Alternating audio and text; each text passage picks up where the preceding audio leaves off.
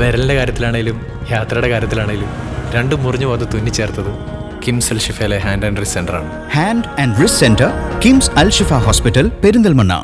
DYFI Perinthalmanna block കമ്മിറ്റിയുടെ നേതൃത്വത്തിൽ കൂത്തുപറമ്പ് അനുസ്മരണ പൊതുയോഗം സംഘടിപ്പിച്ചു. കോടതിപ്പടിയിൽ നടന്ന അനുസ്മരണ യോഗം ഡിവൈഎഫ്ഐ മുൻ സംസ്ഥാന പ്രസിഡന്റ് എസ് സതീഷ് ഉദ്ഘാടനം ചെയ്തു.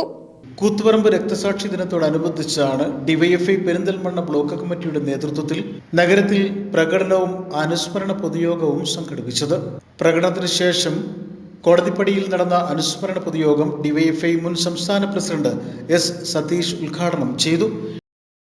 അത്തരമൊരു പശ്ചാത്തലത്തിലാണ് ഇവിടെ സൂചിപ്പിച്ച പോലെ കൂത്തുപറമ്പിലെ അർബൻ ബാങ്കിൻ്റെ ഉദ്ഘാടനത്തിന് വേണ്ടി എത്തുന്ന മന്ത്രിമാരെ, വിശേഷിച്ച് അവിടുത്തെ കോളേജും അതിൻ്റെ സ്ഥലവും സ്വകാര്യ വ്യക്തിക്ക് സ്വന്തമാക്കാൻ വേണ്ടി കെ കരുണാകരനും എം വി രാഘവനും എല്ലാം കൂടി ചേർന്ന് നടത്തുന്ന നീക്കം കൂടി മുമ്പോട്ട് വന്നപ്പോൾ അതിനെതിരെയുള്ള ശക്തമായ പ്രതിഷേധം എന്ന നിലയിൽ ഡിവൈഎഫ്ഐ സഖാക്കളുടെ നേതൃത്വത്തിൽ ഏറ്റവും മാതൃകാപരമായ സമരം എന്ന നിലയിൽ കറുത്ത തുണി ഉയർത്തിപ്പിടിച്ചുകൊണ്ടുള്ള കരിങ്കൊടി പ്രക്ഷോഭത്തിന് നേതൃത്വം കൊടുക്കുന്നു.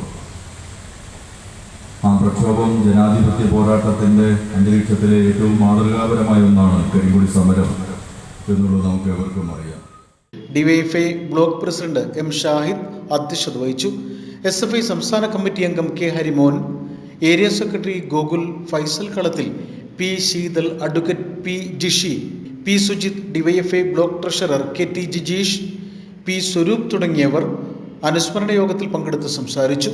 News bureau, Perinthalmanna.